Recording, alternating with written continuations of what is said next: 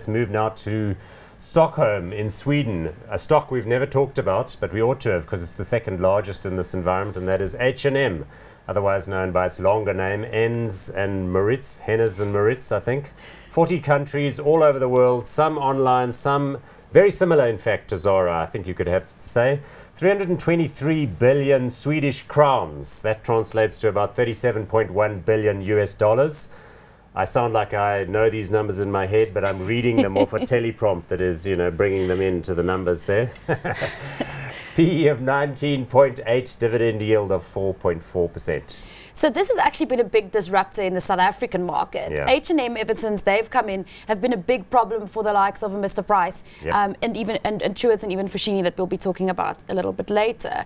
But the reality is that this is a massive machine, and even though you can see that they're doing very well in terms of trading densities in South Africa, Yep. the reality all over the world is a little bit different.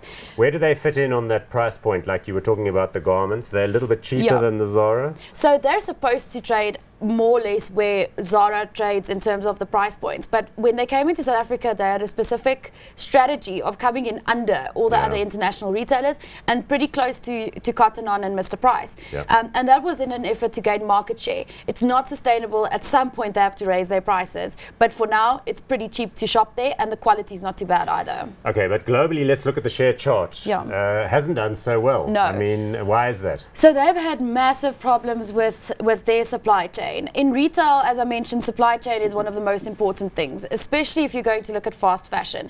These guys have an inventory turnover rate of 120 days. That's way too long for fast fashion. And a lot of it, it's not necessarily that there isn't new stuff coming into the store every autumn, spring, summer and winter. Yeah.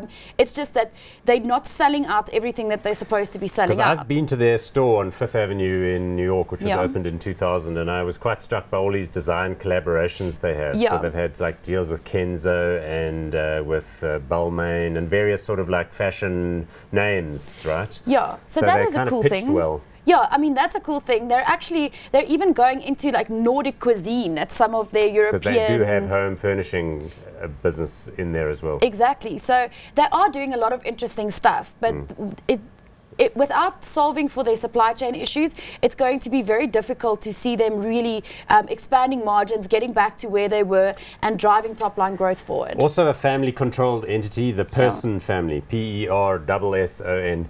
Okay, so we're going to run out of time because we had a long intro. So my Yes. concern here is we've got a great company. It's the second largest. It's also got the same kind of power and appears to be doing well, Yeah. apart from the issues you mentioned. Yes. Share price tells you there's a little bit of stress in there. Yeah. So is it gotten cheap and is now ready for a rebound, or do you think there's something structurally wrong here and it's going to lose market share? So That's hot or my not? that's my sense, and I think that they're really focusing on the issues that they have. So this might be a very cool entry point for a company that's really just also a fantastic business with some operational issues. So a hot. A hot on that. Okay, you know much more about these things than I do, so I'm going to just follow you for the whole show. So hot on that one too.